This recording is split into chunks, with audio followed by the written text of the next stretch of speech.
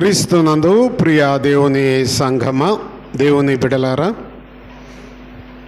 ఈ ఉదయకాల సమయంలో మన రక్షకుడు ప్రభు అయిన యేసుక్రీస్తు నామములో మీ అందరికీ నా హృదయపూర్వక వందనాలు తెలియజేస్తూ ఉన్నాను. దేవుడు మిమ్మలను, మీ కుటుంబాలను, మీ బిడ్డలను, మన సంఘాన్ని దీవించి తన కృపలో ఆశీర్వదించునుగాక. ఆమేన్. మంచిది.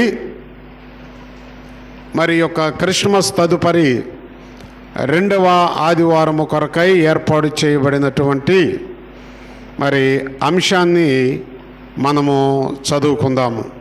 ఈరోజు మన యొక్క అంశము మనము చూసినప్పుడు మరి మన మధ్యలో ఉన్న టైటస్ వచ్చి ఈ అంశాన్ని మనకు చదివి సహాయం చేస్తాడు. అంశము పేరు మార్పునకు తగిన జీవితం.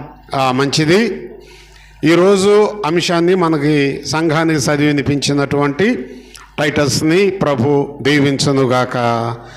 ఆమేన్. ఈరోజు మన అంశము టైటస్ చదివి వినిపించాడు. పేరు మార్పుకు కలిగిన జీవితము. పేరు మార్పు కలిగినటువంటి జీవితము. సహజంగా మన క్రైస్తవ జీవితంలో మనకి పుట్టిన తర్వాత తల్లిదండ్రులు పెట్టే పేర్లు కొన్ని ఉంటాయి. బాప్తిసం పొందిన తర్వాత పాస్టర్ గారు పెట్టే పేర్లు కొన్ని ఉంటాయి. తల్లిదండ్రులు పెట్టిన పేరు పరలోకపు జీవగ్రంథంలో వ్రాయబడదు, కానీ పాస్టర్ గారు పెట్టిన పేరు మాత్రమే పరలోకంలో జీవగ్రంథంలో వ్రాయబడుతూ ఉంటుంది. ఈ అంశం కూడా అంతే. తల్లిదండ్రులు పెట్టిన పేరు ప్రకారం మనం జీవించటము కాదు, కానీ తండ్రి, కుమార, పరిశుద్ధాత్మ త్రియేక దేవుని నామంలో బాప్తీసం పొందిన తరువాత ఏ నామకరణం అయితే అభిషిక్తుడైన దైవజనుడు మీకు నామకరణం చేస్తూ ఉంటాడో ఆ పేరు తగినటువంటి ఆ జీవితము మనం ఈ లోకంలో జీవించాలి. కనుక ప్రియ దేవుని బిడలారా, పేరు మార్పుకు కలిగిన జీవితాన్ని మనము జీవించాలి. పేర్లు మార్చుకుంటూ ఉంటాం బాప్తిసం పొందిన తర్వాత. బాప్తిసం పొందకముందు నా పేరు బాబురావు. బాప్తిసం పొందిన తర్వాత మా ఆత్మీయ తండ్రి ఎంఏ పాల్ గారు బర్నబాసు అని పేరు పెట్టాడు. అప్పుడు మా డాక్టర్ గారు, మా బ్యాంక్ మేనేజరు, లాయరు, పాషమూరు అన్నలు ముగ్గురు ఈ పేరు పెడతానికి కారణం ఏంటి అని బాప్తిసం విశాఖపట్నంలో తీసుకున్న తర్వాత సముద్రపు ఒడ్డుకు వచ్చిన తర్వాత పాల్ గారిని అడిగారు, ఈ పేరు ఎందుకు పెట్టారు అని చెప్పి. ఆయన అన్నాడు, ఈయన దేవుని సేవకుడు అవుతాడు అని చెప్పాడు. 86వ సంవత్సరము సేవలోకి రాకముందే. ఈయన దేవుని సేవకుడు ఎట్టవుతాడు? ఈయన బ్రతుకు బాగలేదు, ఈయన ప్రవర్తన బాగలేదు, ఈయన ఆలోచనలు బాగలేవంటే ఆయన అన్న మాట ఏంటో తెలుసా? వీటన్నిటినీ ఆ సముద్రంలో సమాధి చేశాము. వీటన్నిటినీ ఏం చేశాడమ్మా? సముద్రంలో సమాధి చేశాము. ఇప్పుడు ఆయన బాబురావుగా కాకుండా బర్నబాసుగా పిలుపు కలిగినటువంటి దేవుని బిడ్డగా ఆయన లేపబడ్డాడు. ఆయన దేవుని సేవ చేస్తాడు అని నా కోసం ప్రార్థన చేసి ఆయన ఇంటికి వెళ్ళిపోయాడు. ఆ రోజుల్లోనే విశాఖపట్నంలో దినకరన్ గారి మీటింగులు జరుగుతుంది. 86వ సంవత్సరం సెప్టెంబర్. నేను ఆ రాత్రి మీటింగులకు వెళ్ళాను. ఆ మీటింగులో దినకరన్ గారు కూడా ఆ బుల్లియ కాలేజీ గ్రౌండ్లో జరుగుతూ ఉన్నవి. ఆయన ఆ డయాస్ మీద ఉండి వాక్యం చెప్పటం అయిపోయిన తర్వాత నా పేరు పెట్టి పిలుస్తూ ఉన్నాడు. బర్నబాస్, బర్నబాస్, నీవు దేవుని పరిచర్య చేయాలి, దేవుడు నిన్ను పిలుస్తున్నాడు అన్నప్పుడు నేను ఎక్కడున్నానంటే చాలామంది మీటింగులకు వెళ్ళిన వాళ్ళు పుస్తకాల షాపుల వైపు తిరుగుతూ ఉంటారు, బైబిల్ షాపుల వైపు తిరుగుతూ ఉంటారు, ఆ యొక్క కౌంటర్స్ వైపు. నేను అట్లా తిరుగుతూ ఉంటే నేను రాలేదు. తర్వాత మా డాక్టర్ గారు జయరాజు గారు పాషం గారు వాళ్ళ పెద్దన్న ఆయన వచ్చి ఎత్తుక్కుంటూ వచ్చి బర్నబాస్ నిన్ను ప్రభువు పిలిచాడయ్యా దినకరన్ గారి ద్వారా, నీవు ఎక్కడున్నావు అన్నప్పుడు నేను ఇదిగా పుస్తకాల వైపు ఈ పళ్ళు ఈ స్టాల్స్ వైపు తిరుగుతూ ఉన్నాను అన్నప్పుడు, ఇక నీ తిరుగుడు మానేసి దేవుని పరిచర్యలో తిరగాలి, అందుకే దేవుడు దినకరన్ గారి ద్వారా కూడా పిలిచాడని ఆ తెల్లారి హిమాలయ హోటల్లో ఆయన ఉన్నాడు లాడ్జిలో. నన్ను తీసుకొని ఆ దినకరన్ గారి దగ్గరికి మా డాక్టర్ గారు వెళ్ళాడు. వెళ్ళిన తర్వాత నేను వెళ్ళి ఆయన అపాయింట్మెంట్ తీసుకొని లాడ్జింగ్లోకి వెళ్ళిన వెంటనే ఆయన కూర్చొని బైబిల్ స్టడీ చదువుకుంటూ ఉన్నాడు.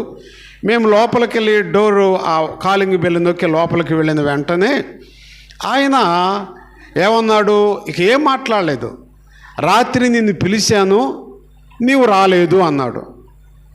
నా ముఖం ఆయనకి తెలియదు, పెద్ద గొప్ప దైవజనుడు, కోట్ల మందికి సువార్తను ప్రకటించిన వ్యక్తి అన్నమాట. నా ముఖం చూడగలే నిన్ను పిలిచాడు ప్రభు, నీవు రాలేదు, దేవుడు నిన్ను పిలుచుకుంటున్నాడు, దేవుని పరిచర్య చేస్తావు అన్నాడు. అని ఆయన అన్న మాట ఏంటి తెలుసా, బర్నబాసు అనే మాటే నీకు మరి అభిషేకంతో నేను పెడుతున్నాను. ఆయన కూడా ఆ పేరునే స్థిరపరిచాడు. ఆ దినాన్ని నుంచి నా పేరుకి మార్పుకు కలిగిన జీవితాన్ని జీవిస్తూ ఈ 39 సంవత్సరాల నుండి నా యేసయ్య పరిచర్య చేస్తూ ఉన్నాను. పొరపాట్లు ఉంటాయి, ఏ మనిషిలో కూడా ఏ మనిషి దేవదూత కాదు. ఈ శరీరంతో ఉన్నంత కాలము సేవకుడైనా, సంఘ పెద్ద అయినా, విశ్వాసి అయినా, ఎవరైనా సరే ప్రతి మనిషిలో పొరపాట్లు ఉంటానే ఉంటాయి ఈ శరీరం ఉన్నంతకాలం. ఆ పొరపాట్లని వాక్యం ద్వారా మనం సరి చేసుకుంటూ ముందుకి కొనసాగటమే పేరుకి, ప్రియ దేవుని బిడ్డలారా, పేరు మార్పు కలిగిన జీవితం అన్నమాట. మన పేరు మారినప్పుడు మన జీవితము కూడా మారాలి. మన పేరు మారినప్పుడు మన బ్రతుకు మారాలి. మన పేరు మారినప్పుడు ప్రియ దేవుని మన ప్రవర్తన మారాలి. అంతేగాని సుబ్బారావు అనే పేరు నుండి మన పేరు మార్చబడిన తర్వాత, సమూయేలు అనే పేరు పెట్టుకున్న తర్వాత సుబ్బారావు జీవితమే జీవిస్తే అది దేవుని యొక్క ఆశీర్వాదము వారు పొందుకోలేరు. కనుక సుబ్బారావు జీవితము ఏమైపోవాలి, అది సమాధి చేయబడాలి. సమూయేలు లాంటి జీవితంలో మనం ప్రవేశించాలి, జీవించాలి. అందుకని ఇక్కడ బైబిల్లో పేరులో మార్పు కలిగిన చాలామంది ఉన్నారు. ముగ్గురు గురించి మనము చూస్తూ ఉన్నాం. ఆది కాండంలో దేవుడు అబ్రాహాముని పిలిచి తనకు కలుగు చేయబోయేటువంటి యొక్క కార్యాన్ని చెబుతూ, ఇక్కడ నుండి నీ పేరు అబ్రాము కాదు అబ్రాహాము అన్నాడు. ఏమన్నాడమ్మా, నీ పేరు అబ్రాము కాదు, నీ పేరు ఏమైనది అబ్రాహాము అని. అబ్రాము అంటే ఘనుడైన తండ్రి అని అర్థం. అబ్రాము అంటే ఘనమైన తండ్రి అని అర్థము. అదే రీతిగా అబ్రాహాము అంటే అనేక జనములకు తండ్రి అని అర్థము. ఈ రెంటికి వ్యత్యాసము. అబ్రాము అంటే ఘనమైన తండ్రి, అబ్రాహాము అంటే అనేక జనములకు తండ్రి అని అర్థం. మరి అబ్రాహాము పేరున్నంత కాలము ఆ తండ్రి అనే యోగ్యత అబ్రహాముకు ఉందమ్మా? లేదు. తండ్రి అనే యోగ్యత లేదు అబ్రాహాముకి. ఆయన తండ్రి తేరాహు. అబ్రాహాము ఏదో విగ్రహాలని తయారు చేసి బుట్టలో పెట్టుకొని ఆ ఊరిలో అమ్ముకొని వచ్చేటువంటి యొక్క ధనముతో ఆయన బ్రతుకు తెరువు కొనసాగించే వ్యక్తి. కానీ ప్రియ దేవుని బిడ్డలారా, అబ్రాహాము అంటే ఘనమైన తండ్రి అంటే దేవుని యొక్క ప్రణాళిక మన మార్పు చెందకముందే మనలో దేవుని ప్రణాళిక ఉన్నది. నా తల్లి గర్భంలో నా రూపము రూపించబడక ముందే ఈరోజు ఈ స్థలములో ఈ యొక్క మరి వాక్యాన్ని చెబుతాను అని నా దేవుని యొక్క ప్రణాళికలో ఉందన్నమాట. నా దేవుని ప్రణాళిక చాలా గొప్పది. దేవుని ప్రణాళిక నెరవేరే ప్రణాళిక, నా దేవుని ప్రణాళిక ఆశీర్వాదములోకి నడిపించే ప్రణాళిక, నా దేవుని ప్రణాళిక పాప బంధకాల నుండి నన్ను విడిపించి పరిశుద్ధతలోనికి నడిపించే ప్రణాళిక. అందుకనే ఈరోజు నేను వాక్యం చెప్తానని నాకు తెలియదు, నా తల్లికి, నా తండ్రికి, నా బంధువులకి ఎవరికి తెలియదు. కానీ ఈరోజు ఇక్కడ వాక్యం చెప్తాను అనేటువంటి యొక్క ప్రణాళిక నా తల్లికి, నా తండ్రికి వివాహము కాకముందే నా ఎడల నా దేవుని ప్రణాళిక ఏమైనది, రూపించబడి ఉన్నది అన్నమాట. ఒక రూపము లేనప్పుడే. అందుకనే అబ్రాము అనే పేరుకి ఘనమైన తండ్రి అంటే ఆయన దేవుని ప్రణాళిక చూడండి. ఆయనకి పిల్లలే లేరు, భార్య చూడబోతేనేమో ఆ గర్భమంతా కూడా వడిలిపోయింది, అవకాశం లేదు. మరి ఘనమైన తండ్రి అనే అర్థమిచ్చే అబ్రామ్ అనే పేరు ఎందుకు వచ్చిందంటే దేవుని ప్రణాళికలో ఒకానొక దినములో ఘనమైన తండ్రిగా దేవుడు అబ్రహాముని దీవించి ఆ ఘనమైన తండ్రిని అనేక జనాంగాలకు తండ్రిగా మారుస్తూ ఉంటాడు. అందుకనే అబ్రహాము దేవుడు, తర్వాత ఇస్సాకు దేవుడు, యాకోబు దేవుడు. అబ్రహాము ఇస్సాకుకు తండ్రి, యాకోబుకు తండ్రి, 12 గోత్రాలకు తండ్రి. ఈనాడు ప్రపంచంలో యేసుక్రీస్తు రక్తములో కడగబడిన ప్రతి మానవుడికి కూడా మన తండ్రి ఎవరయ్యంటే అబ్రహాము. అంటే ఆయన జనములకు తండ్రి అని అర్థం. కాబట్టి అసలు ఒక రూపము లేని పరిస్థితుల్లో అబ్రహాముని ఘనమైన తండ్రిగా దేవుడు తన మనసులో సిద్ధపాటు చేసుకున్నాడు. ఆ సిద్ధపాటుని 100 సంవత్సరాల తర్వాత దాన్ని ఏం చేశాడమ్మా, నెరవేర్పుగా మార్చాడు. ఆ నెరవేర్పు ఈనాడు ప్రపంచంలో ఉన్నటువంటి 470 కోట్ల జనాంగానికి అబ్రహామును తండ్రిగా దేవుడు ఏం చేశాడు, కొనసాగిస్తూ ఉన్నాడు. అందుకనే అబ్రాము అంటే ఘనమైన తండ్రి, అబ్రహాము అంటే అనేక జనాంగములకు తండ్రి అని అర్థం. పేరు మారిన తర్వాత అబ్రహాము జీవితమే మారిపోయింది. అబ్రహామా నీవు లేచి పో అన్నాడు. అంతకుముందు వాళ్ళ నాన్న అనేవాడు, అబ్బాయి నువ్వు ఈ బొమ్మలు తీసుకొని వెళ్ళు అంటే అబ్రహాం ఏమన్నాడు, ఏ ఊరు వెళ్ళాలి, ఎక్కడికి వెళ్ళాలి, ఏ వీధి వెళ్ళాలని తెరాహును అడిగేవాడు. ఇప్పుడు పరమ తండ్రి అయినటువంటి దేవుడు ఇప్పుడు అబ్రహాముతో అంటున్నాడు, అబ్రహామా నీవు లేచి వెళ్ళుము అన్నాడు. అబ్రాముగా ఉన్నప్పుడేమో ఎక్కడికి వెళ్ళాలి, ఏ ఊరు వెళ్ళాలి, ఏ ప్రాంతం వెళ్ళాలని అడిగాడు. అబ్రహాముగా మారిన తర్వాత తండ్రికి లోబడ్డాడు కాబట్టి ఎక్కడికి వెళ్ళాలి, ఏ ప్రాంతానికి వెళ్ళాలనే మాట అబ్రహాములో నుండి రాలేదు. లేచాడు. ఆయన లేచి వెళ్ళమన్నప్పుడు తిరిగి వెళ్ళటం ప్రారంభించాడు. అబ్రహాము యొక్క విశ్వాసం ఏంటో తెలుసా, నన్ను వెళ్ళమన్నా దేవుడు ఎటు వెళ్ళాలో నా పాదమును, నా కాలుని అటు మరల్చటానికి ఏమై ఉన్నాడు, ఆయన సమర్థుడు. నా పాదాన్ని మరలుస్తూ ఉంటాడు. చూడండి, నినివేకి వెళుతూ ఉన్నప్పుడు యోనా జీవితాన్ని మరలా ఎక్కడికి మరల్చడం, ఆయన తర్షీషుకు వెళ్ళేటప్పుడు యోనా జీవితాన్ని మరలా శాప ద్వారా నినివేకే మార్చాడు. అబ్రహాము విశ్వాసం అదే. నేను వెళతా, నా తండ్రికి ఎదురు మాట్లాడేటువంటి యొక్క స్థాయి నాది కాదు అనుకున్నాడు. ప్రియ దేవుని బిడ్డలారా, దేవునికి ఎదురు మాట్లాడే స్థాయి మనది కాదు. ఏంది ప్రభువా ఇట్లా చేసావు అనే పరిస్థితి మనది కాదు. ప్రియ దేవుని బిడ్డలారా, నా జీవితంలో సామాన్యంగా నాకు ఎప్పుడు కూడా దుఃఖం రాదు, ఏడుపు రాదు. నేను ఒకేసారి ఏడవటం జరిగింది.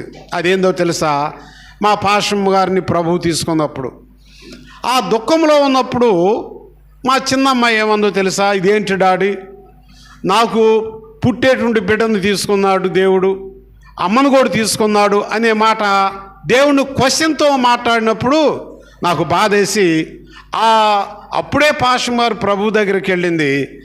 బిడ్డలు దుఃఖంతో ఉన్నారు, నేను బాధతో ఉన్నాను. ఆ పరిస్థితుల్లో కూడా మా చిన్న అమ్మాయికి నేను చెప్పిన మాట ఏంటి తెలుసా? అమ్మ, ఏది జరిగినా అది మన మేలుకే, కానీ మనము దేవుణ్ణి ప్రశ్నించే స్థాయి మాత్రం మనది కాదు. ఏ స్థితిలో ఉన్నా సరే దేవుణ్ణి ప్రశ్నించే హక్కు, స్థాయి మనకి లేదు అని ఆ బాధలలో కూడా మా పాపకు నేను హెచ్చరించడం జరిగింది. ఒక పక్క తల్లిపోయింది, బాధేస్తూ ఉన్నది, దుఃఖమేస్తూ ఉన్నది. కానీ ఏ పరిస్థితి వచ్చినా ప్రియ దేవుని బిడ్డలారా, దేవుడిని ప్రశ్నించే స్థాయి లోకంలో ఏ మానవుడికి లేదు. ఆయన మనకి మేలు కొరకై సమస్తమును చేస్తాడే, కానీ ఆయన లైఫ్లో, ఆయన జీవితంలో ఏ మానవుడికి కీడుని తలపెట్టే ఆలోచన నా యేసయ్యలో లేదన్నమాట. కాబట్టి ఇక్కడ తండ్రినేమో ప్రశ్నించాడు, శారీర తండ్రి తెరాహుని. అబ్రహాముగా మార్చబడిన తర్వాత ఈ పరమ తండ్రిని మాత్రం ఎళ్ళు అనగలే ఎక్కడికి వెళ్ళాలి, ఏ ప్రాంతం వెళ్ళాలి, ఎన్ని కిలోమీటర్లు ఉంటుంది అనే క్వశ్చనే లేదు. లేచి చారాన్ని తీసుకొని వెళ్ళిపోతూ ఉన్నాడు. అదే విశ్వాసము, అదే దేవునికి లోబడతాము. మన పేరు మార్చబడిన తరువాత ప్రియ దేవుని బిడ్డలారా, ఎన్ని బాధలు, కష్టాలు, ఇరుకులు, ఇబ్బందులు, దుఃఖము, కన్నీరు, కడగండ్లు మన జీవితాల్లో ఎన్ని అవాంతరాలు వచ్చినా ఆ అవాంతరాలలో నుంచి దేవా నీకు స్తోత్రం అంటామే, అదే పేరుకు కలిగిన జీవితం అన్నమాట. అదే దేవునికి మనము లోబడటము. అబ్రాము తండ్రికి లోబడాల. అబ్రహాముగా మార్చబడిన తర్వాత పరమ తండ్రి అయిన మరి దేవునికి ఏమై ఉన్నాడు? లోబడ్డాడు. తెరాహు దగ్గరేమో ప్రశ్నించాడు. పరమ తండ్రి దగ్గరకు వచ్చేసరికి ఆయనలో ఎలాంటి ప్రశ్న లేదు. మనము దేవుణ్ణి ప్రశ్నించే స్థాయి మనది కాదు. ఆఫ్టర్ ఆల్ మన జీవితాలు ఒక మట్టి. ఆఫ్టర్ ఆల్ మన జీవితాలు ఏమైనవి? నీటి మీద బుడగలాంటివి. ఆఫ్టర్ ఆల్ మన జీవితాలు నీటిలో నుండి వచ్చే ఆవిరి లాంటిది. ఆఫ్టర్ ఆల్ మన జీవితాలు ప్రియ దేవుని బిడ్డలారా గాలికి ఎగరగొట్టబడేటువంటి పొట్టు లాంటిది. ఆఫ్టర్ ఆల్ మన జీవితాలు ఉదయాన్నే వికసించి వెంటనే వాడిపోయేటువంటి ఒక పువ్వు లాంటిది. అటువంటి యొక్క అల్పమైన జీవి అయిన నీవు నేను కూడా సర్వసృష్టికర్త అయినటువంటి ఆ ప్రభుని ప్రశ్నించే స్థాయి మన జీవితాల్లో ఉండకూడదు. అందుకే పేరు మార్చబడిన తర్వాత మన జీవితాలలో కూడా ఆ ప్రశ్న అనేది ఎప్పుడు కూడా ఉండకూడదు. ఏంటి ప్రభువా నా జీవితము, ఏంటి ప్రభువా అనే ప్రశ్న మన బ్రతుకుల్లో ఏది జరుగుతున్నా అది మన మేలుకే, కానీ ప్రియ దేవుని బిడ్డలారా అది ఏమాత్రము కూడా ఆయనలో కీడు అనేది లేదు, సైతానులో మేలు అనేది లేదు అన్నమాట. అందుకనే ఈ పేరుకు మార్పు కలిగిన జీవితాన్ని మనం జీవించాలి. బైబిల్లో ఇంకొక వ్యక్తిని మనం చూస్తూ ఉన్నాము. ఆయన పేరు యాకోబు. ఆయన పేరు ఏమైనదండి? యాకోబు. యాకోబు అంటే దాని అర్థము అందరికీ తెలుసు. ఏంటమ్మా యాకోబు అంటే ఏంటి అర్థము? మోసగాడు అని అర్థం, అంతే కదా. ఆయన ఎవరిని మోసం చేశాడు? ఆయన ఎవరిని మోసం చేశాడు? ఏమ్మా ఎవరిని మోసం చేశాడు చెప్పండి? యాకోబు అన్నలనే మోసం చేశాడు, తండ్రిని మోసం చేశాడు. దాని అంతటి కారణం ఎవరు? మోసగత్తె అయినటువంటి తన తల్లి చెప్పినట్టు నడిచాడు. ఈనాడు చాలామంది తల్లులు బిడ్డలను చెడు మార్గాల్లో నడిపిస్తూ ఉంటున్నారు, చెడు అలవాట్లు నేర్పుతూ ఉంటున్నారు, చెడు ప్రవర్తనతో జీవించేటట్లు చేస్తూ ఉంటున్నాడు. రెబ్బకా లాంటి పరిస్థితుల్లో ప్రియ దేవుని బిడ్డలారా, తల్లులు బిడ్డల జీవితాలు ఈనాడు పాడైపోవటం కారణము తల్లులే. మీ బాబాయ్తో మాట్లాడబాకరా, మీ ఆంటీతో మాట్లాడబాకు, మీ నాయనమ్మతో మాట్లాడబాకు, అమ్మమ్మతో మాట్లాడు. మీ తాతతో మాట్లాడబాకు, అమ్మ తండ్రితో మాట్లాడు. చెడు చెడు చెడు చెడు ప్రవర్తన బిడ్డలకు నేర్పుతుంది 100% తల్లులే. నేను ఒక అబ్బాయిని అడిగాను, వాళ్ళ ఇంటికి వెళ్ళి ఫలాంది తీసుకురాయని. నేను వెళ్ళను పాష్ గారు అన్నాడు. ఎందుకంటే వెళితే మా అమ్మ ఊరుకోదండి. వాడికి వెళ్ళాలని ఉంది, వాడిలో సమాధానం ఉంది. ఆ సమాధానాన్ని చెరిపివేసిన వ్యక్తి ఎవరంట? ఆ బిడ్డ యొక్క తల్లులు బిడ్డల జీవితాలను పాడు చేస్తూ ఉన్నది. యాకోబు తల్లి యాకోబుకి అటువంటి పద్ధతులు నేర్పింది. ఏం పద్ధతులమ్మా? తండ్రిని మోసం చేసే పద్ధతి, అన్నలను మోసం చేసే పద్ధతి. చివరికి యాకోబుకి ఏమి నామకరణం చేయబడిందంటే మోసగాడు. యాకోబు అంటే మోసగాడు. ఎప్పుడైతే ప్రియ దేవుని బిడ్డలారా దేవునితో పోరాడతాము, దేవునితో పెనుగులాడతాము, తెల్లార్లు దేవునితో మాట్లాడతాం, ఇదంతా జరుగుతూ ఉన్నదో ఆ దినము నుండి యాకోబు అనే పేరుని తుడిచివేసి దేవుడు యాకోబుకి ఏం పేరు మార్చాడమ్మా? ఇశ్రాయేలు అనే పేరు మార్చాడు.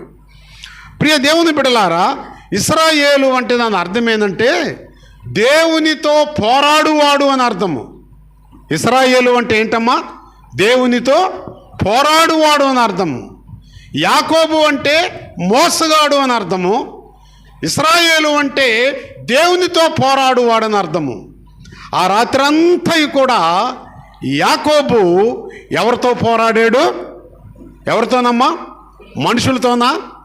కాదు, దేవునితో. మనము మనుషులతో పోరాడటానికి ఇష్టపడతాం, అత్తతో పోరాడటానికి ఇష్టపడతాం, కోడలతో పోరాడటానికి ఇష్టపడుతుంది అత్త. ఇట్లా తోడు కోడలతో పోరాడతాం. అన్నదమ్ముల మధ్య చిచ్చు పెట్టి అన్న తమ్ముడితో, తమ్ముడు అన్నతో పోరాడతాలు. మనుషులతో పోరాడుతూ మనం నేర్చుకుంటూ ఉన్నాం. యాకోబు ఇశ్రాయేలుగా మార్చబడిన తరువాత ఇశ్రాయేలు ఎవరితో పోరాడటం ప్రారంభించాడో తెలుసండి? దేవునితో పోరాడటం ప్రారంభించాడు. నిజమే, నీ జీవితంలో, నా జీవితంలో, మన జీవితంలో ప్రతి సమస్యకు పరిష్కారము దేవునితో పోరాడటమే. ప్రతి బలహీనతకు పరిష్కారము దేవునితో పోరాడటమే. ప్రతి అనారోగ్యానికి పరిష్కారము దేవునితో పోరాడటమే. ప్రతి ఆర్థిక ఇబ్బందులకు పరిష్కారము దేవునితో పోరాడటమే. ప్రతి సమాధానానికి పరిష్కారము దేవునితో పోరాడటమే. అది మోసగాడైనటువంటి యాకోబు నుండి ఆయన మార్పు చెంది ఆయన దేవునితో పోరాడుతూ ఉన్నాడు. ఇది మనం నేర్చుకోవాలి. ఇతరులను మోసం చేయటం కాదు. భర్తలను మోసం చేసే భార్యలు ఉన్నారు. ఆ కుటుంబాలు ఎక్కడికి వెళ్తూ ఉంటుంది అమ్మా? బతుకు జట్కా బండి దగ్గరికి వెళ్తూ ఉంటుంది, అంతే కదా. అత్తలతో మరి భర్తలను మోసం చేసే స్త్రీలు ఉంటే, భార్యలను మోసం చేసే పురుషులు ఉన్న వాళ్ళ బ్రతుకులు జట్కా బండి దగ్గరికి వెళితే ఇన్ని కోట్ల మంది ఏం చేస్తూ ఉంటారు? వాళ్ళ బతుకులు చూచి తూయుడు బ్రతుకు పాడుగాను, చక్కన భార్య ఇస్తే అదేంది ఆ గాడిద లాంటి దాన్ని తెచ్చుకొని ఇక్కడికి వచ్చాడని చెప్పి తూయం బ్రతుకు పాడుగాను, చక్కన భర్తనిస్తే వాడేంటి అడ్డగాడిదని తీసుకొని వచ్చింది. ఇట్లా ప్రియ దేవుని బిడ్డలారా, ఈ లోకంలో ఉన్న ప్రతి మానవుడు వాళ్ళ జీవితాన్ని ఎండేసే స్థితిలో ఉంటుంది. కారణం ఏంటి తెలుసా? భర్త భార్యకు మోసం చేయటము, భార్య భర్తకు మోసం చేయటం. ఈ మోసము ఏ ఇంటిలో ఉంటుందో వాళ్ళు యాకోబు వారసులే.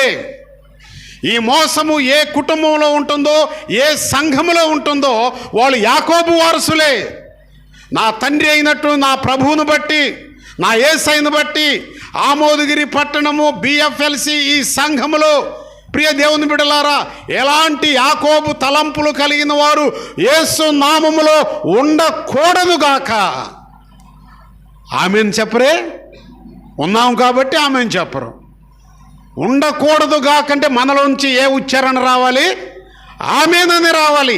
ఆమెననే మాట రాకపోతే మనలో యాకోబు తలంపు ఉన్నది, మనలో యాకోబు ఆలోచన ఉన్నది, మనలో రకరకాలైనటువంటి యాకోబు ఉద్దేశాలు ఉన్నవి. ప్రతి కుటుంబంలో కూడా యాకోబులో ఆలోచనలు ఉంటున్నాయి. ప్రతి సంఘంలో కూడా యాకోబు ఆలోచనలు ఉంటున్నాయి. నీ ఆ యాకోబు ఆలోచన నుండి, ఉద్దేశాల నుండి, తలంపు నుండి నీ జీవితము ఇశ్రాయేలుగా మార్చబడాలి. ఇశ్రాయేలు అంటే ప్రియ దేవుని బిడ్డలారా దేవునితో పోరాడేవాడు. నీ పక్క వాళ్ళని గురించి చెడు మాటలు చెప్పే కంటే అయ్యా వాడు బ్రతుకు మార్చాయి అని చెప్పి దేవునితో పోరాడు. ఏమండి అది ప్రార్థనకి వెళ్తుంది కదండి, అబ్బే బతుకే మారలేదండి, ఆ మాట ఆమెను గురించి చెప్పటమే నీ బతుకు మారలేదని అర్థం. ఇదే ఆమె బ్రతుకే మారలేదండి అంటే ఆమె బ్రతుకు మారటానికి దగ్గర ఉంది, కానీ ఆమె మీద పితరులు చెబుతున్నావే నీ బ్రతుకు మారలా, నువ్వు యాకోబు సంతానానివి. ఒకరి మీద ఒకరు చాడీలు, పితరులు, లేని మాటలు కలుగు చేసి మాట్లాడటం, ఇవన్నీ కూడా ఏ పురుషుడిలోనైనా ఏ స్త్రీలోనైనా ఉన్నట్లయితే వాళ్ళు యాకోబు సంతానము, వాళ్ళు మోసగాళ్ళు. ఆ మోసగాళ్లకు దేవుని యొక్క మరేంటమ్మా రాజ్యములో స్థలము లేదు. వారు నిత్య నరకానికి వారి జీవితాన్ని వాళ్ళు సైతాను ద్వారా సిద్ధపాటు చేసుకుంటూ ఉంటున్నారు. అందుకని ఇశ్రాయేలు అనే పేరు మార్చబడిన తర్వాత ఆ ఇశ్రాయేలు ఎవరితో పోరాడుతున్నాడమ్మా? దేవునితో. నీ బిడ్డలకు చదువుల్లో మార్కులు రాలేదనుకో, ఉపవాసం ఉండి దేవుడితో పోరాడు. నీ భర్త తాగొస్తూ నీ కుటుంబంలో నెమ్మది శాంతి లేక, డబ్బులు ఇవ్వక, ఆర్థిక ఇబ్బందులు, అప్పులతో, నేను చాలామంది స్త్రీల సహోదరుల యొక్క వారి మాటల గృహాలకు వెళ్ళినప్పుడు వింటూ ఉంటాను. కొంతమంది స్త్రీలు వారి మాటలు చెబుతుంటే నాకు కూడా బాధ వేసింది. అమ్మా ప్రార్థన చేస్తాలే తల్లి అని నేను చెబుతూ ఉంటాను. ఎన్ని భారాలు భరించే స్త్రీలు సమాజం సంఘంలో ఉన్నారు. బిడ్డలను పెంచుకుంటూ, కుటుంబాన్ని నడుపుకుంటూ, అప్పులు తీర్చుకుంటూ, రేయనక పగలనక కష్టపడుతూ, అడ్డగాడిదలాగా భర్తను పోషిస్తూ కుటుంబ వ్యవస్థను ఒక ఒంటెద్దు బండి వలె నడిపే స్త్రీలను సమాజంలో నేను చూశాను. ప్రియ దేవుని బిడ్డలారా, అటువంటి స్త్రీలకు నా యేసయ్యను బట్టి నేను హ్యాట్సప్ చెప్పగలను అన్నమాట. వాళ్ళని నేను అభినందిస్తూ ఉన్నాను, వాళ్ళ గురించి ప్రార్థన చేస్తూ ఉంటున్నాను. ఇశ్రాయేలుగా మార్చబడిన జీవితాల్లో ఎన్ని అవాంతరాలు వచ్చినా మనము దేవునితో పోరాడుతూనే ఉంటాం. దేవునితో మనం పోరాడాలి. పోరాటం అంటే ప్రార్థన చేయటం, ఉపవాసం ఉండి ప్రార్థన చేయటం, కన్నీరు కార్చి ప్రార్థన చేయటం, విజ్ఞాపన చేయటం, ప్రియ దేవుని బిడ్డలారా అంగలారుస్తూ ప్రార్థన చేయటం. ఇర్మియా అంటాడు కదా, ఏమంటున్నాడమ్మా? మీ యొక్క సమాజంలో నుండి అంగలార్చే స్త్రీలను పిలవండి, విజ్ఞాపన చేసే స్త్రీలను పిలవండి, రోదన ధ్వని చేసే స్త్రీలను పిలవండి, వారిని నాకు అప్పగించండి. రోదన ధ్వని చేసే స్త్రీలు సంఘంలో కావాలి, విజ్ఞాపన చేసే స్త్రీలు సంఘంలో కావాలి, కన్నీరు కార్చే స్త్రీలు సంఘంలో కావాలి, ఉపవాసం ఉండి దేవునితో పోరాడే స్త్రీలు సంఘంలో కావాలి. అట్టి స్త్రీలు ఏ సంఘంలో ఏ కుటుంబంలో ఉంటారో ప్రియ దేవుని బిడలారా, వారే ఇశ్రాయేలు సంతతి, దేవునితో పోరాడే సంతతి. వారు పేరుకి మార్పు కలిగిన జీవితాన్ని జీవించేటువంటి సంతతి. మూడో వ్యక్తిని మనం చూస్తే ప్రియ దేవుని బిడలారా, బైబిల్లో క్రొత్త నిబంధన గ్రంథంలో సౌలు. ఎవరమ్మా ఈయన పేరేంటి? సౌలు. ఈ సౌలు యొక్క ఉద్దేశం ఏంది? బైబిల్ అన్నిటిని కాల్చివేయాలి, చర్చిలన్నిటిని కూల్చివేయాలి, క్రైస్తవులందరినీ చంపివేయాలి. ఈ మూడు ధ్యేయాలే సౌలు యొక్క లక్షణము. బైబిల్నేమో కాల్చివేయాలి, చర్చిలనేమో కూల్చివేయాలి, అంతే కదా, కూల్చివేయాలి.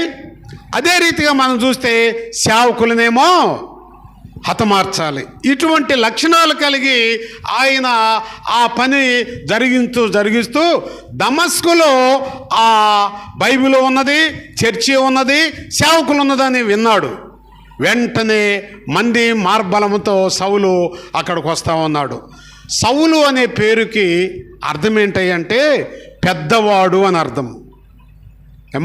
పెద్దవాడు అని అర్థం సౌలు అంటే. చాలామంది వారి వారి పరిస్థితుల్లో బైబిల్ ఏమని చెప్తుందంటే, తనను తాను తగ్గించుకున్నవాడు హెచ్చించబడతాడు. నీవు తగ్గించుకుంటే నిన్ను హెచ్చించేది దేవుడు. నా జీవితాన్ని తగ్గించుకుంటే నన్ను హెచ్చించేది ఎవరమ్మా? నా యేసయ్య. నా జీవితాన్ని నేను హెచ్చించుకుంటే ఎవరు పాదాల దగ్గర నా బ్రతుకు పెట్టాలో దేవుడు అక్కడ తగ్గేటట్టు చేస్తూ ఉంటాడు. సౌలు అంటే పెద్దవాడు అని అర్థం, గర్విష్టి అని అర్థము, పొగరబోతు అని అర్థము, అహంకారి అని అర్థము. ఇవన్నీ కూడా మన జీవితాల్లో మన ఎదుగుదల, శారీర ఎదుగుదల, 4 డబ్బులు కనుక ఇంట్లో కనుక ఒక ₹1,00,000 కనపడితే అసలుకి ఆమోదగిరి పట్టణంలో ఏ రోడ్డు కూడా కనపడదు అటువంటి వాళ్ళకి. మనుషులతో మనుషుల్లాగా మాట్లాడరు, మనుషులని ప్రేమతో మాట్లాడరు. కారణం ఏంటి? ఆ అహంకారానికి మరి ఆ ప్రధానమైన కారణం ఏంటి తెలుసా? డబ్బు, అందము మోసమని బైబిల్ చెబుతూ ఉన్నది. అహంకారము, ఇవన్నిటిలో సౌలు అధికారం ఉన్నది, పెద్దవాడై, డబ్బు ఉన్నది, నేను పెద్దవాడిని. ఇట్లా సౌలు అనే మాటకు పెద్దవాడు అని అర్థం. అటువంటి అహంకారముతో మందిరాలను, బైబిల్ని, సేవకులని దమస్కులో ఉన్నారని చెప్పి ఆయన వాహనాలతో కలిసి వస్తూ ఉంటే గర్విష్ఠులను ఏ రీతిగా, ప్రియ దేవుని బిడ్డలారా, వారిని తగ్గించాలో నా ప్రభువు తెలుసు. దేవుని యొక్క వాక్యంలో ఒక మాట ఉంది, నిన్ను ముట్టినవాడు ఎవరిని ముట్టినట్టమ్మా? నా కనుగ్రుడ్డుని ముట్టినట్టు. మరి ఆ దమస్కులో ఉన్న పరిచర్యను, మందిరాలను, వాక్యాన్ని, సేవకులను ముడితే దేవుడు ఊరుకుంటాడమ్మా? ఊరుకోడు. నేను మొట్టమొదట దొడ్డదేవరపాడులో పరిచర్యకి వెళ్ళాను, ఒకసారి మీతో చెప్పుంటాను. ఆ పరిచర్యకి వెళ్ళినప్పుడు మా పెద్దమ్మాయి అప్పుడు ఒక సంవత్సరంన్నర చిన్నపిల్ల. అక్కడికి వెళ్ళిన తర్వాత సువార్తను ప్రకటిస్తే చిన్న తాటేగులతో మందిరం కట్టుకున్నా, ఈ జమ్ముతో సువార్త ప్రకటిస్తుంటే అక్కడ అంతవరకు ఆ ఊర్లో సువార్త లేదు. నేను వెళ్ళిన తర్వాత చిన్న మందిరం కట్టి జమ్ముతో వాక్యం చెబుతుంటే అవతల ఇంకొక వర్గం లేచి, ఈడెవడు పలాను గుంటూరు నుండి పలాను కులస్తుడు మన దగ్గరకు వచ్చి చెప్పేది ఏంటని, మనం కూడా ప్రార్థన పెట్టుకుందాము అని అక్కడ కమిటీ హాల్లో వాళ్ళు ప్రార్థన పెట్టుకోవడం ప్రారంభించారు. మంచిదే, కక్ష చేతనైనను విష చేతనైనను సువార్త ప్రకటించడం అది ఎంతో ధన్యత. కానీ ఆ అనేక మంది బాప్తీసాలు ఇస్తూ అనేక మంది మందిరానికి రావటము, వాళ్ళకు సంబంధించిన వాళ్ళు కూడా ఈ మందిరానికి రావటము, అవన్నీ చూస్తే వాళ్ళు ఒక నిర్ణయానికి వచ్చారు, ఏ రీతిగా అయినా సరే ఈ పాస్టర్ గారిని మన ఊరు నుంచి ఏం చేయాలి, మరి బయటకు పంపించాలి. ఏ రీతిగా, నేను ఒక్కడనే, ఇంకా కుటుంబాన్ని నేను తీసుకెళ్ళలేదు అక్కడికి. మా పాస్టమ్మ గారు, మా పాప చందోల్లోనే ఉన్నారు. ఇక్కడ నుంచి పంపించాలి. ఆ గుడిసెలోనే ఎవరో ఒక అన్నం పెడితే తినేవాడిని, ఆ యొక్క మందిరంలో పడుకునేవాడిని, ఆ కిందే సాపేసుకొని. అటువంటి పరిస్థితుల్లో నన్ను పంపించాలని ఒక పెద్ద కుట్ర పన్ని ఏం చేశారో తెలుసమ్మా, ఆ కమిటీ హాలు దగ్గర వాళ్ళందరూ కూడా జీవరత్నం, శౌరి అనే పెద్దలు వాళ్ళందరూ మాట్లాడుకుంటా ఉన్నారు. ఆ విషయం నాకు తెలిసింది. నా మీద ఏదో కుట్ర జరుగుతుందని ఒక సండే స్కూల్ పిల్లవాడు నాతో చెప్పాడు, పాస్టర్ గారని మీ గురించి అక్కడ అందరూ కూడుకుని ఏదో మాట్లాడుకుంటున్నారని. వెంటనే ఆ రోజు శనివారము ఆరాధన జరుగుతోంది. అందరూ వచ్చి అంటున్నారు, అయ్యా మీరు ఈరోజు మాత్రం మీ మందిరంలో మేము అందరం ఉంటాము, నువ్వు బయటకు వెళ్ళొద్దు అంటున్నారు. సరేలేమ్మన్నాను. పాటలు అయిపోయిన తర్వాత అమ్మ మీరు ప్రార్థన చేయండి అన్నాను. అందరూ కళ్ళు మూసుకున్నారు. అప్పుడు నేను బయటకు వెళ్ళిపోయాను. వాళ్ళ మీదుగా మన విశ్వాసం ఉంది, చర్చికి రాల. ఆమెను పలకరించడానికి వెళుతూ ఉంటే నన్ను చూసి చాలామంది కోపడుతున్నారు, రకరకాలుగా అంటున్నారు. ఎవరైతే నన్ను అక్కడ లేకుండా చేయాలని ఒక నాయకత్వం వహించాడో ఆయన అంటున్నాడు, ఆ పాస్టర్ గారు వందనాలయ్యా బాగుండావా అంటున్నాడు. సరే ఆ బాగుండనాయి అన్నాను. మరలా వెళ్ళిపోయాను. ఆమెకు ఎందుకు రమ్మ ప్రార్థనకు రాలేదని చెప్పి మరలా వాళ్ళ మీదగానే వచ్చేసాను. వచ్చిన తర్వాత వాళ్ళ గొడవ, ఈడు మనలందరం కూడగట్టి ఆయన ఏదో చేయాలి, ఇక్కడ నుంచి పంపించాలని ఆయన కనపడంగలే ఏమన్నాడు, వందనాలు చెబుతున్నాడు.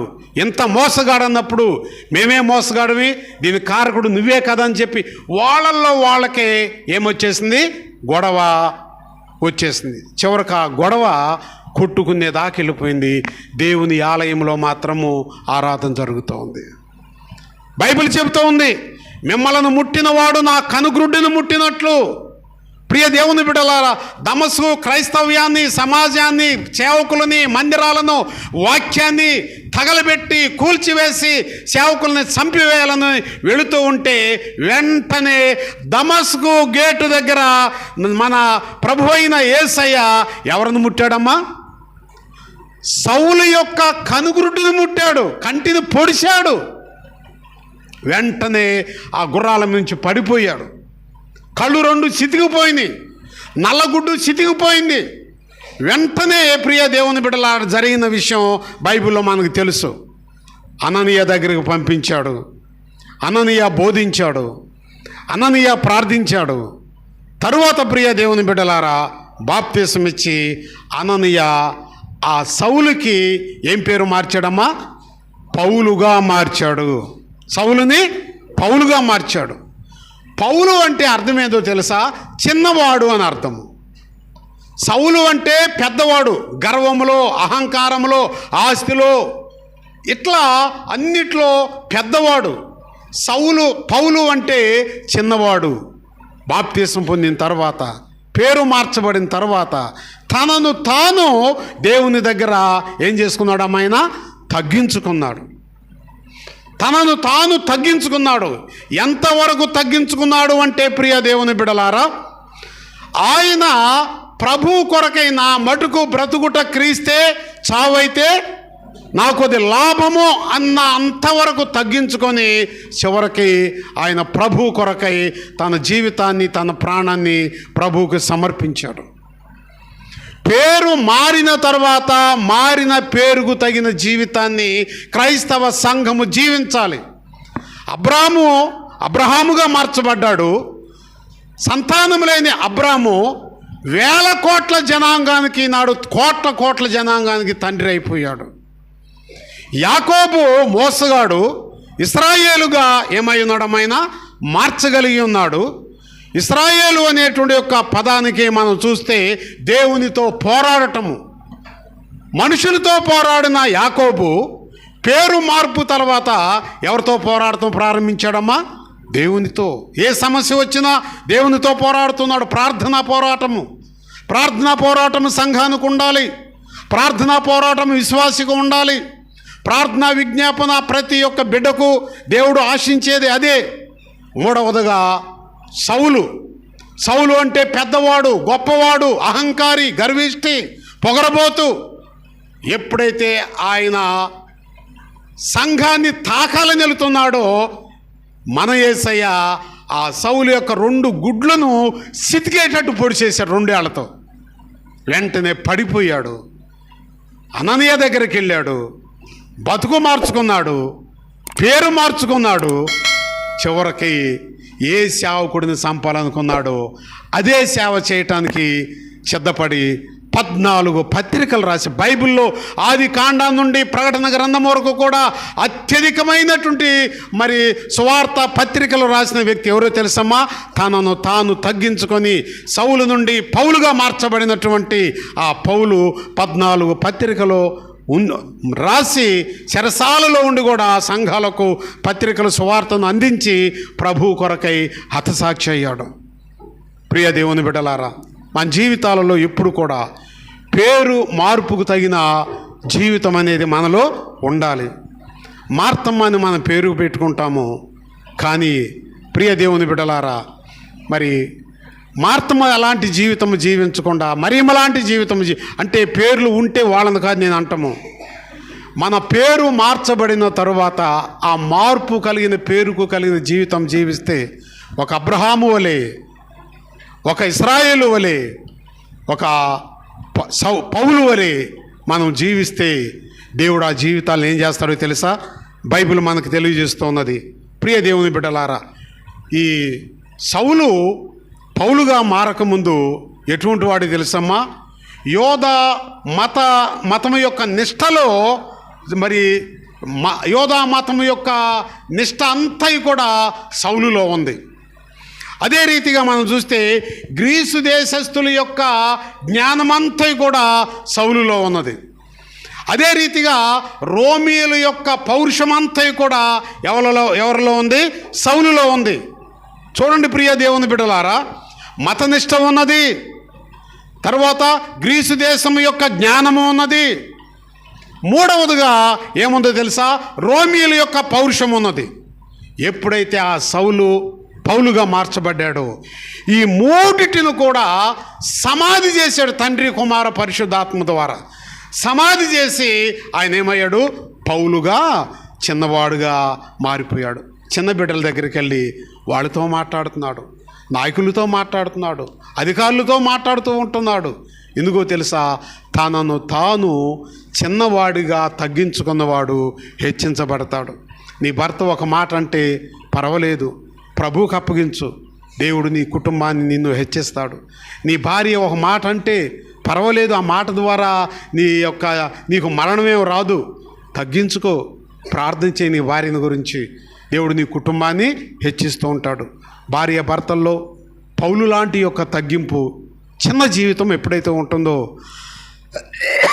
ఆ కుటుంబము హెచ్చించబడుతూ ఉంటుంది, ఆ కుటుంబము సమాధానకరంగా ఉంటుంది, ఆ కుటుంబము నెమ్మదిగా ఉంటుందని బైబిల్ చెబుతుంది. అటువంటి పేరు మార్పుకి మన జీవితంలో మనం జీవిస్తే బైబిల్ చెబుతుంది.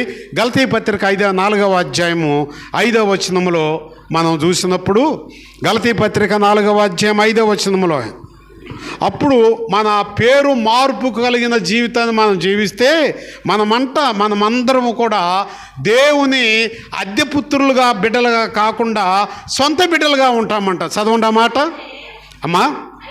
అయితే కాలము పరిపూర్ణమైనప్పుడు దేవుడు తన కుమారుడైన యేసుక్రీస్తును లోకములోకి పంపెను. ఆయన మరియమ్మ ద్వారా పుట్టి, చూడండి, మనము దత్తపుత్రులము కావాలనని ఆ ధర్మశాస్త్రమునకు లోబడి ఉన్న ప్రజలను విమోచించటానికి ఆయన ధర్మశాస్త్రానికి లోబడ్డాడు. మనము లోబడిన మనలను విమోచించటానికి, ఆయన మనలను తన బిడ్డలుగా మార్చటానికి, మనము మార్పు కలిగిన, పేరుకు కలిగిన జీవితాన్ని జీవించటానికి, ధర్మశాస్త్రంలో ఉన్న మనలను విడిపించటానికి ఆయన ధర్మశాస్త్రానికి లోబడ్డాడు. ఆ ధర్మశాస్త్రంలో ఉన్న శిక్షను మన మీదకు రాకుండా ఆయన అనుభవించాడు కలవరిగిరి శిలువలో. ప్రియ దేవుని బిడలారా, ఇంకో మాట చెబుతూ ఉంటాడు. అదే 4వ అధ్యాయము 6వ వచనములో, అప్పుడు మరియు మీరు కుమారులై ఉన్నందున నాయన తండ్రి అని మొరపెట్టే తన కుమారుని యొక్క ఆత్మను, మన పేరుకు మార్పుకు కలిగినటువంటి జీవితాన్ని మనం జీవిస్తే ఆయన ఆత్మ మనలోనికి వచ్చును అంటాడు. ఇదే మనకి పేరుకు తగిన జీవితాన్ని మనం జీవించినప్పుడు ఆయన పెంతెకోస్తు దినములో పరలోకానికి వెళ్ళుచు, నేను వెళ్ళి మీ కొరకై పరిశుద్ధాత్మను పంపిస్తాను అన్నాడు. ఆ పరిశుద్ధాత్మ వచ్చాడు. పేరుకు కలిగిన జీవితాన్ని మనం జీవిస్తే ఆ పరిశుద్ధాత్మ మనలోనికి వస్తుంది.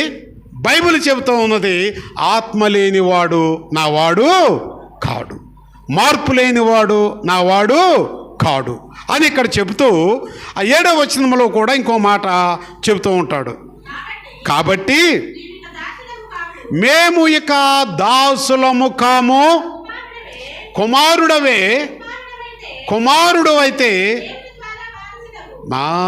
ఇప్పుడు మనలను దేవుడు దాసత్వములో నుండి, పాప దాసత్వములో నుండి, లోక దాసత్వములో నుండి, చెడులో నుండి మనలను, ఆ దాసత్వములో నుండి మనలను దేవుడు ఏం చేశారంట?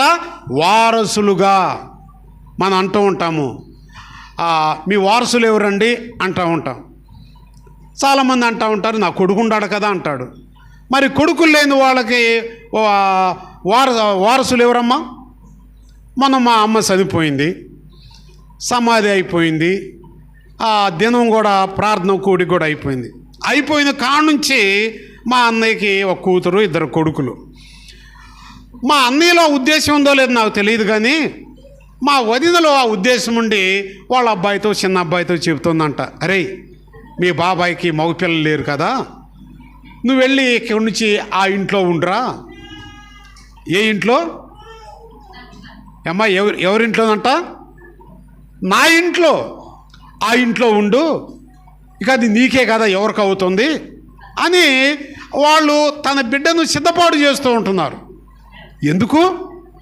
ప్రియ దేవుని బిడ్డలారా, ఈనాడు పురుషులైన స్త్రీలైన, మరముఖ్యంగా పురుషుల కంటే కూడా ఆడపిల్లల యొక్క వారసత్వమే తల్లిదండ్రులకి దీవెనకరంగా ఉంటుంది.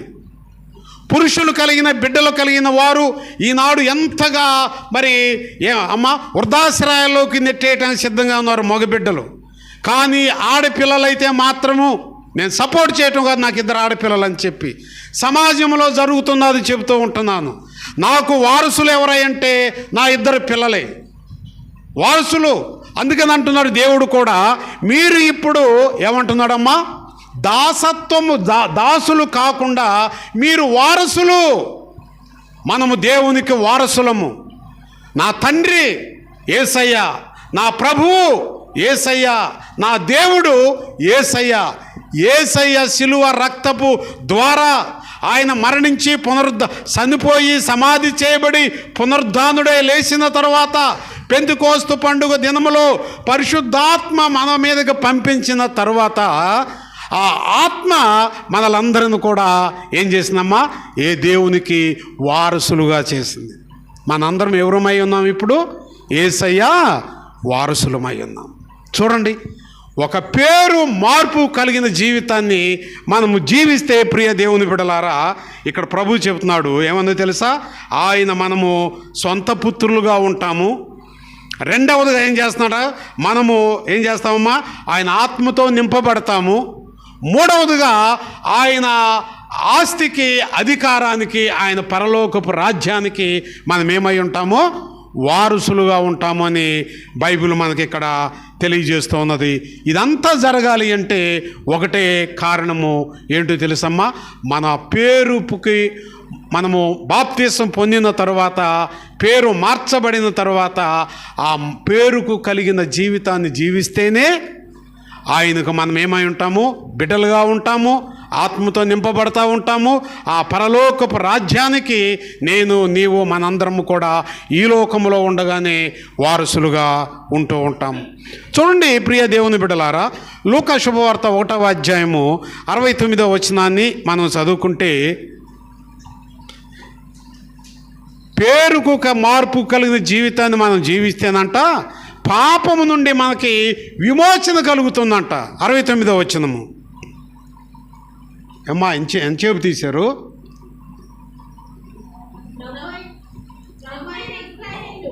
అమ్మా, ప్రభు అయిన ఇశ్రాయేలు యొక్క దేవుడు స్తుతించబడునుగాక.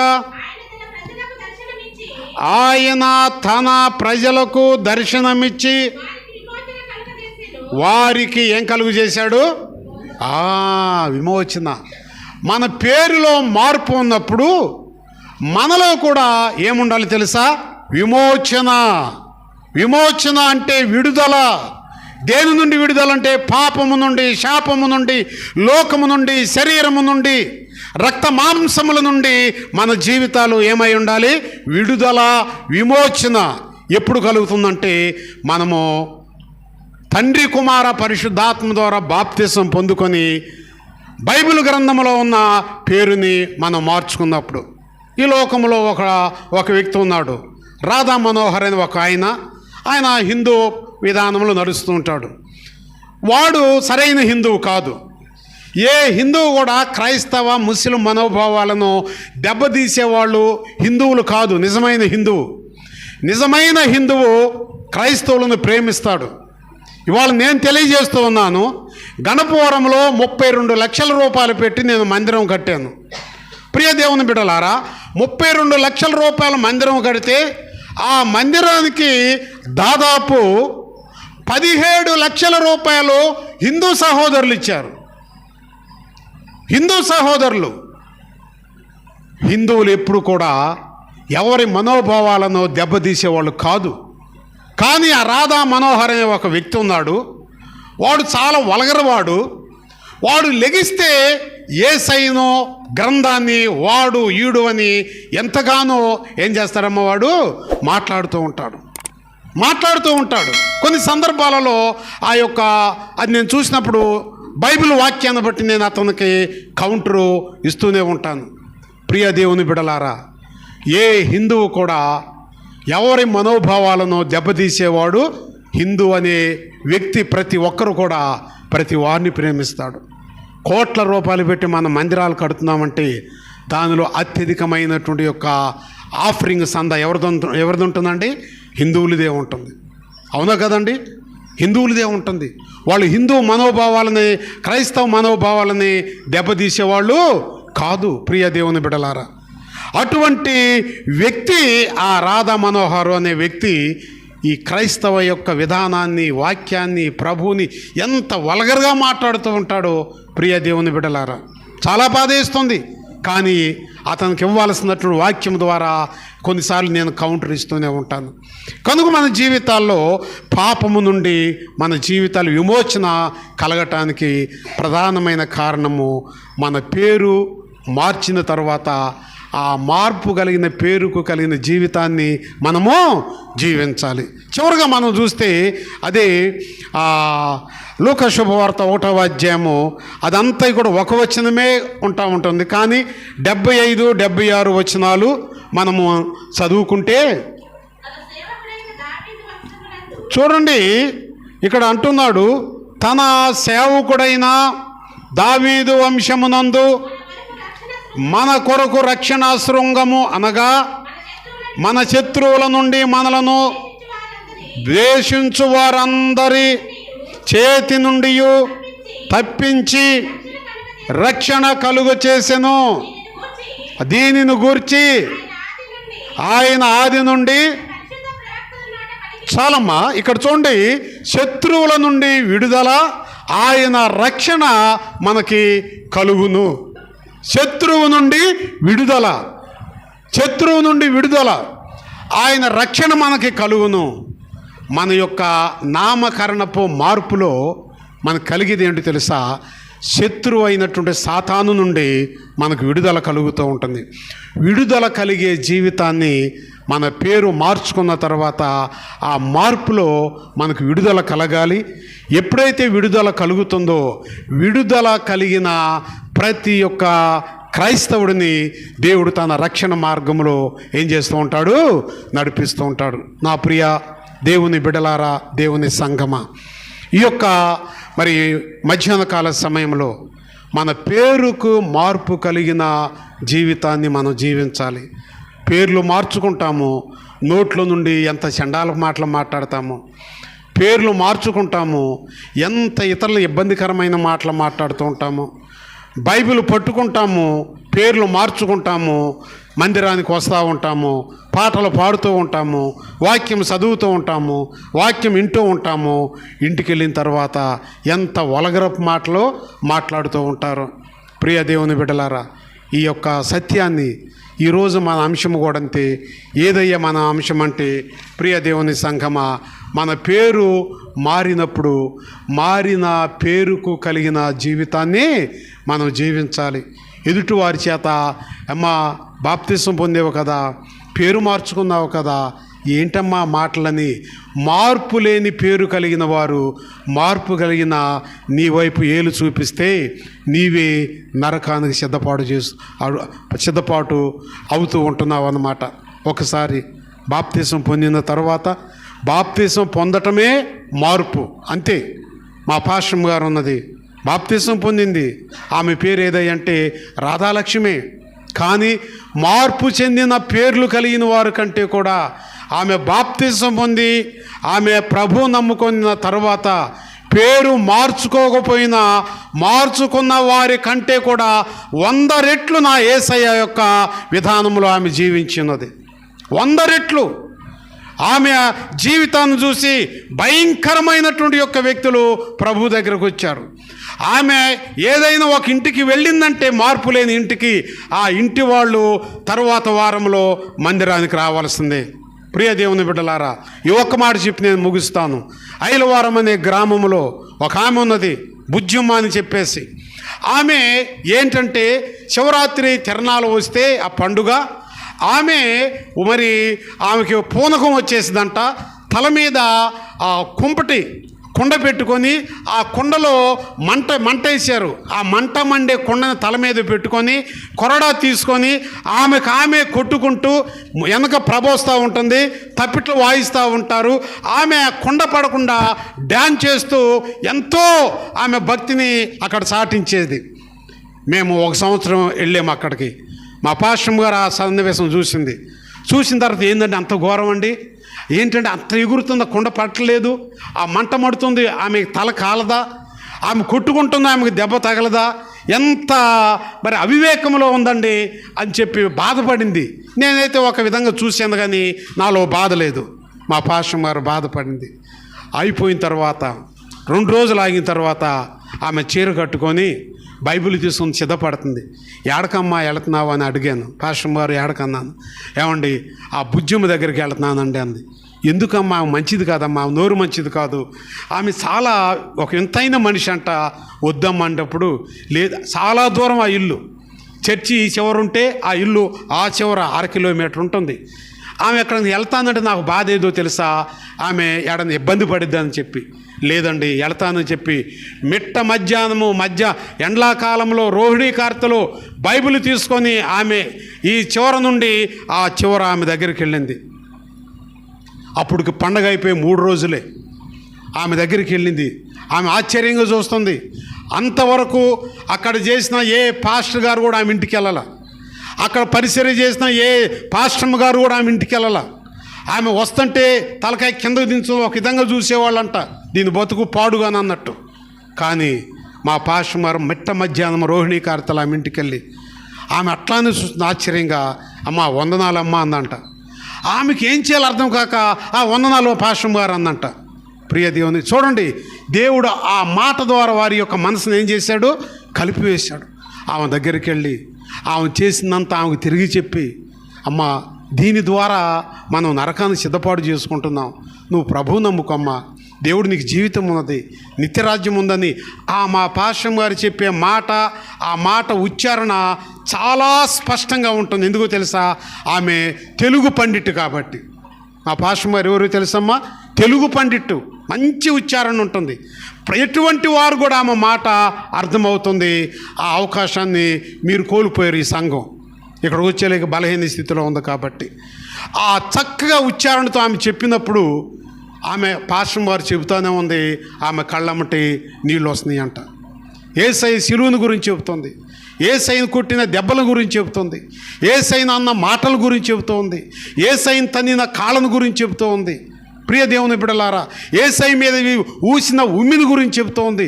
ఆ యేసయ్య పడిన శ్రమను గురించి ఒక్కొక్క మాట వివరించి ఆమెకు చెబుతూ ఉంటే 1 గంటకు వెళ్ళిన మా పాస్టర్ గారు సాయంకాలం ఎప్పుడో 5 గంటలకు వచ్చింది. ఆమె ఏడ్చి ఆ మరుసటి ఆదివారము ఆమె పక్క వాళ్ళ బైబిల్ తీసుకొని మందిరానికి వచ్చింది. దేవుని స్తోత్రము, హల్లెలూయా. ఆమె దేవుని మందిరానికి వచ్చింది. అమ్మ నీకు బైబిల్ ఆడదామంటే పక్కోళ్ళు తీసుకున్నానండి. మా పాస్టర్ గారు డబ్బులు నాకు ఇచ్చి ఆమెకు ఒక బైబిల్ తీసుకురండి అంది. బైబిల్ కొనిచ్చింది. అప్పటి నుంచి దేవుళ్ళకి ఎవరు సంఘ పెద్దలైనా మా ఇంటి వారసత్వం ఏంటి తెలుసా, వాక్యాన్ని వాళ్ళకి ఏం చేస్తామండి, మేము గిఫ్ట్గా ఇస్తాం. మా పాస్టర్ గారు కూడా అంతే. ఇదంతా నేను ఎందుకు చెప్తానంటే ప్రియ దేవుని బిడ్డలారా, ఆమె మార్పు చెందింది, బాప్తిసం పొందింది, ఆమె దేవుడి సన్నిధిలో బలమైన సాక్షిగా ఉన్నది. నేను ఇక్కడికి వచ్చిన తర్వాత అక్కడికి వెళ్ళిన పాస్టర్ గారు చెప్పాడు, అయ్యా ఈ సంఘం అంతటిలో కూడా ఆమె ఒక్కటే నా కుటుంబాన్ని 3 రోజులు పోషిస్తుంది, అంత కానుక బియ్యము తీసుకొని వస్తుంది. ఎంత మార్పు! ఆమె పేరులో మార్పు లేదు, కానీ బాప్తిసం పొందిన తర్వాత జీవితాన్ని ఏం చేస్తుందండి, మార్పు చేసుకుంది. మా పాస్టర్ గారి పేరులో మార్పు లేదు, కానీ బాప్తిసం పొందిన తర్వాత ఆమె జీవితంలో మార్పు వచ్చేసింది. అనేక మందిని ప్రభు పాదాల దగ్గరికి నడిపించింది. ఇవాళ నడిపించిన వాళ్ళందరూ ప్రభువులో జీవిస్తున్నారు. నడిపించిన మా పాస్టర్ గారు ప్రభు దగ్గర ఉందన్నమాట. కనుక ప్రియ దేవుని బిడ్డలారా, ఈ యొక్క మధ్యాహ్న కాల సమయంలో ఈ దేవుని యొక్క వాక్యాన్ని బట్టి మన బాప్తీసం పొందిన తర్వాత మన జీవితము మార్పు చెంది మార్పుకు తగిన జీవితాన్ని మనం జీవిస్తే, నీ భర్త బ్రతుకు బాగలేదా, నీ మార్పును చూసి నీ భర్త ప్రభు దగ్గరకు వస్తాడు. నీ బిడ్డల జీవితం బాగలేదా, నీ మార్పును చూసి నీ బిడ్డలు ప్రభు దగ్గరకు వస్తారు. ఆ రీతిగా అబ్రహాముగా మార్చబడ్డాడు, జనాంగానికి తండ్రి అయిపోయాడు. ప్రియ దేవుని బిడ్డలారా, అదే రీతిగా మనం చూసినప్పుడు యాకోబు ఇశ్రాయేలుగా మార్చబడ్డాడు. మార్చబడిన తర్వాత దేవునితో పోరాడటం నేర్చుకున్నాడు సమస్యల కొరకై. సౌలు పౌలుగా మార్చబడ్డాడు, తన జీవితాన్ని తగ్గించుకున్నాడు. ఈ 3 లక్షణాలు నీవు నేను కలిగి ఆ దేవాతి దేవుని ద్వారా అనుగ్రహించబడే ప్రతి దీవెనకు, ప్రతి ఆశీర్వాదానికి మనందరము కూడా యోగ్యులుగా, అర్హులుగా మనందరము జీవించి సిద్ధపడి ఆ దేవుని యొక్క దీవెనలకు మనందరము కూడా మరి హక్కుదారులుగా ఉండాలి అని, అట్టి కృపతో పరిశుద్ధాత్మ దేవుడు మన జీవితాలను దీవించాలి అని ఈ మాటల ద్వారా తెలియజేస్తూ ఈ మాటలు ముగిస్తూ ఉన్నాను. దేవుడు ఈ మాటలు తన ఇనికిడిలో దీవించునుగాక. ఆమేన్. సమస్త జ్ఞానమునకు మించిన దేవుని సమాధానము యేసుక్రీస్తు వలన మీ హృదయములకు, మీ తలంపులకు తోడయ్యుండునుగాక. ఆమేన్.